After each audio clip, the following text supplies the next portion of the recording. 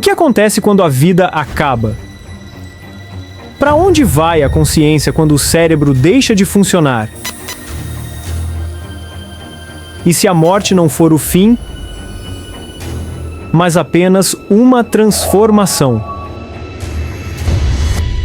O Dr. Robert F. Spetzler, renomado neurocirurgião do Barrow Neurological Institute, estava diante de um dos casos mais complexos de sua carreira. Pam Reynolds, uma paciente com um aneurisma cerebral, foi submetida a uma cirurgia inovadora que exigia que sua temperatura corporal fosse drasticamente reduzida, seu coração parado e sua atividade cerebral completamente zerada. Era uma medida extrema, mas necessária para salvá-la. Contudo, o que surpreendeu não foi apenas a precisão cirúrgica, mas o relato de Pam ao acordar. Ela descreveu com detalhes impressionantes a sala de cirurgia, os instrumentos utilizados e até conversas entre os médicos durante o procedimento. Como ela poderia ter acesso a essas informações se, clinicamente, estava desligada? Esse caso emblemático desafiou a medicina e levantou uma questão profunda. A consciência pode existir além do corpo físico? Seria possível que nossa consciência sobreviva à morte do corpo? Ou tudo isso é apenas uma ilusão gerada pelo cérebro? Neste terceiro episódio da nossa série sobre reencarnação, vamos explorar as experiências de quase morte sob a ótica da biologia, da física e da espiritualidade. Durante uma parada cardíaca, o cérebro passa por um processo de desligamento controlado, liberando um pico de atividade elétrica segundos antes da morte clínica ser declarada.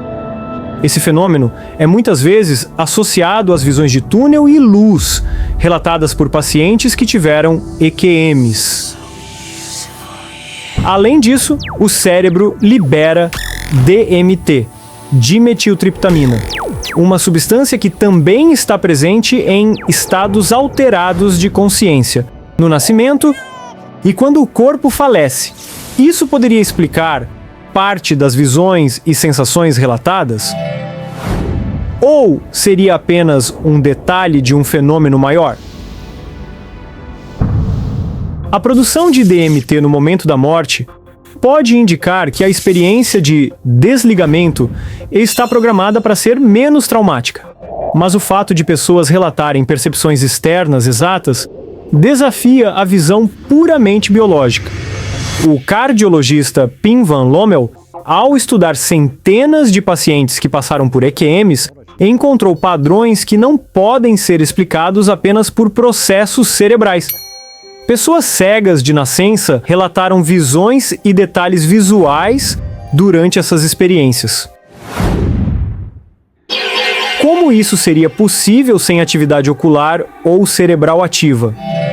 O caso de Pam Reynolds, operada pelo Dr. Spetzler, reforça ainda mais esse mistério.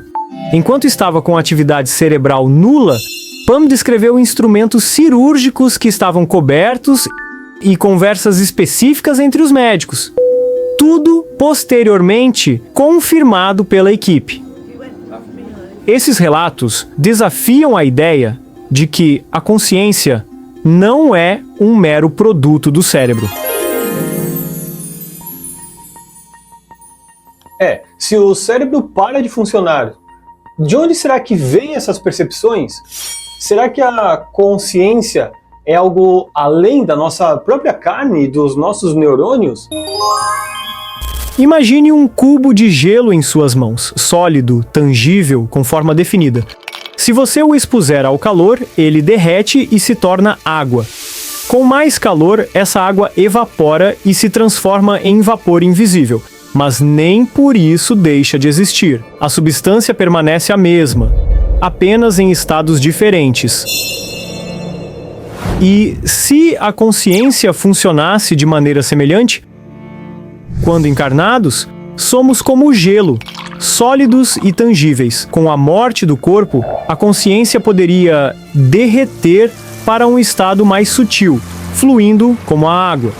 E ao se libertar completamente da matéria, poderia evaporar para um plano mais etéreo, imperceptível aos nossos sentidos físicos, mas ainda assim real e existente. Assim como as moléculas da água não desaparecem ao evaporar, talvez a consciência não se apague com a morte. Ela apenas mude de forma e estado. Essa analogia simples pode ser a chave para compreendermos os relatos de quem afirma ter visto o outro lado e retornado para contar a história. Você que já assistiu a outros vídeos aqui do canal, sabe que no universo a energia nunca é criada nem destruída. Ela apenas se transforma. E se nossa consciência seguir o mesmo princípio, é possível que, após a morte do corpo físico, ela continuasse existindo, apenas mudando para uma forma mais sutil. O médico Duncan McDougall, em seu experimento controverso no início do século XX, tentou medir o peso da alma e registrou uma perda de aproximadamente 21,3 gramas no exato momento da morte. 21 grams. Esse estudo, embora criticado, provocou um questionamento que ressoa até hoje. Existe algo que abandona o corpo quando morremos?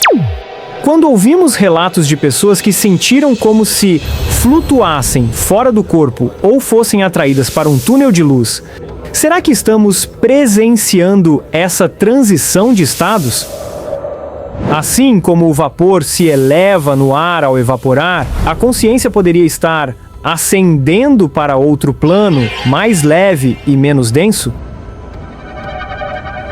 Essas experiências, apesar de desafiadoras para a ciência tradicional, seguem um padrão que lembra os processos naturais que já conhecemos. Talvez a morte não seja um fim, mas uma transformação de estado, de sólido para gasoso, de matéria para energia sutil. Você já presenciou ou ouviu alguém relatar uma experiência de quase morte? Já sentiu que há algo além do que podemos ver e tocar? Compartilhe nos comentários e vamos juntos explorar esses mistérios. Quem sabe essa conversa não te ajuda a olhar para a vida de um jeito mais simples e profundo? Eu sou o Samuel, aqui do Portal Quântico. Muito obrigado pela sua companhia, aquele abraço e até o próximo episódio. Tchau!